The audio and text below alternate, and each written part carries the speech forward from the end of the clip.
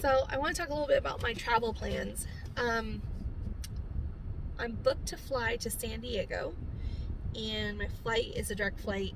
I don't have any stops, so that minimizes, how much time I will have in the airport.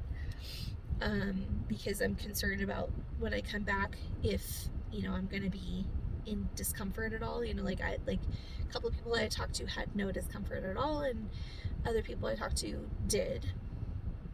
I feel like I have a pretty high pain tolerance. I can get a Brazilian wax, no problem. Tattoos, no problem. So I'm thinking, that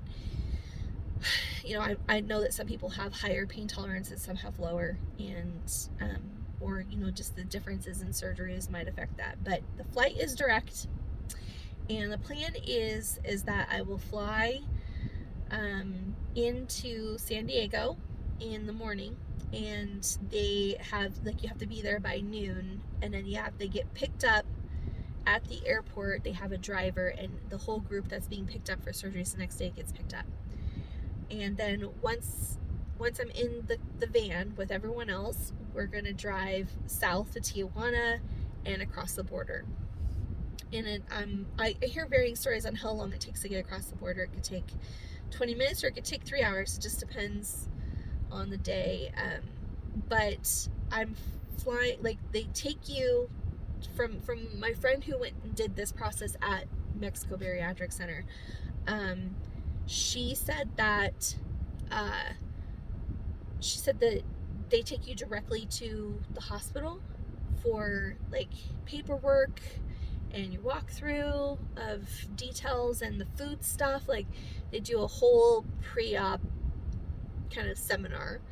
And she said it was kind of annoying because she was just ready to get to the hotel and relax. And then she said that they went to the hotel and stayed at the Hyatt, and that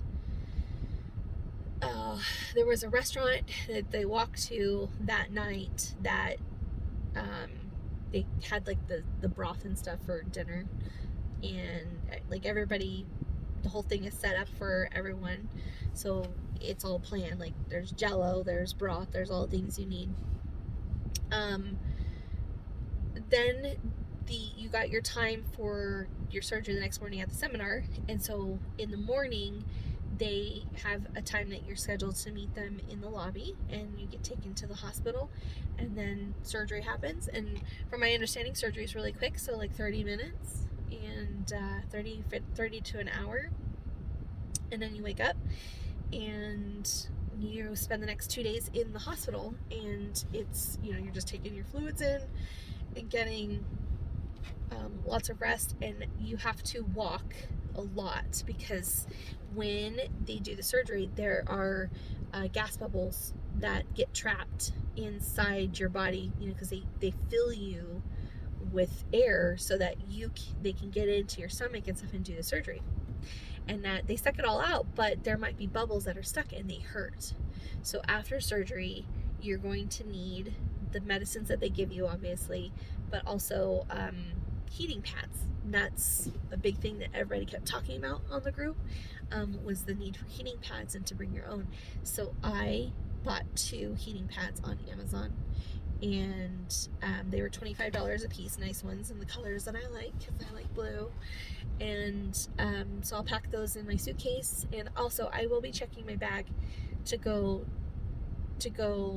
back. I'm going to take a rolling case. I'm not going to take any carry-ons, because I don't know what I'm going to be able to carry if it's going to be comfortable for me, but I'm definitely not carrying a bag or backpack through the airport when I've just had surgery. So I'm taking a rolling case, and I'm checking it on the way back. I'm thinking about upgrading to first class.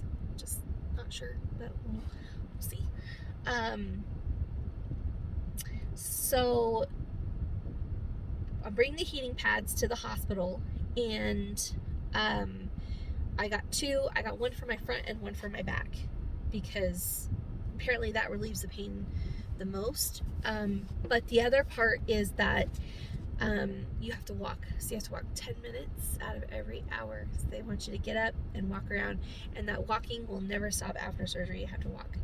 So it helps to get the gas bubbles out, like being pat like a baby, like in the back, like probably just have my husband burp me, a lot. I haven't told him about that part yet. And then, so 2 days at the hospital, you don't go back to the hotel. You drink your fluids and kind of just get situated, make sure everything's okay. And then they drive you back to the airport. Now, my plan is to not fly out the day I get back to the airport. I'm just gonna, from the airport, I'm getting an Uber. My grandparents actually live in San Diego, so I'm gonna go visit them for one night. And it may be a mistake, I don't know. We'll see. I would like to see the beach before I leave because I'm a big beach person. But once I've done that day, that next night, then I fly back the next evening. So I leave at like 5 p.m. and that will just allow me a little extra time. I know some people stay at another hotel in San Diego, or you can stay at the Hyatt there in Tijuana. A little bit extra. Some people do that. So, but I'm going back to San Diego, and then I'm gonna get back to the airport the next day. So we'll see how I feel. But they do give you pain pills. Nothing I've ever heard of. It's not like the good stuff like oxycodones, but it's something else. And everybody that I've talked to said that it's good stuff, and I won't feel in pain, and I'll have something to take before I get on the airplane, because sitting in that seat for too long might actually bother me.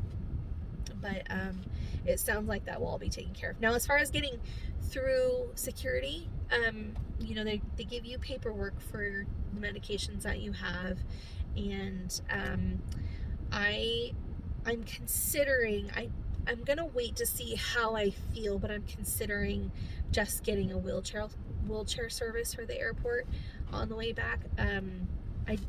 If I feel okay, I'm not going to, but if I don't, then I don't want to stand in TSA lines and feel like I'm dying. So I know with the chair service, like I could probably get through a little bit faster and get to my gate. And I'm a pretty independent person, so it just kind of grinds on me a little bit, but I'm trying to, because I'm traveling by myself and I'm doing this by myself, I'm trying to come up with all the different ways that I might help myself get through this experience and the options that I have. So one of the options I've considered is to get the handicap wheelchair service, and I will keep my medical bracelet on so that I don't look like I'm just being a cheesy person getting through TSA. Because you ever seen those people, you're like, are you really in line? Like, are you really in a wheelchair? They look fine. They like stand up and everything, and they're fine. I don't know, it's weird. I know that's judgy, but it makes me wonder when you're standing there in a TSA line, irritated because it's taking forever, and it's just a difficult process anyway. You kind of resent those people a little bit, but people do that kind of stuff. I mean, I've seen it done Disneyland so many times. But yeah, I mean, I feel like I'm scared to go by myself, but I consider myself an independent woman, and so I am not going to be ruled by my fear, and I'm going to go do what I want and get it done by myself, just to prove to myself that I can. Like, I don't need anyone. I got myself in this basket, and I'm going to get myself out.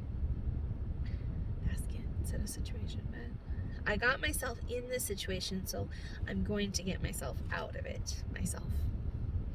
And I need that, I think, emotionally for me to prove to myself that I'm capable of anything.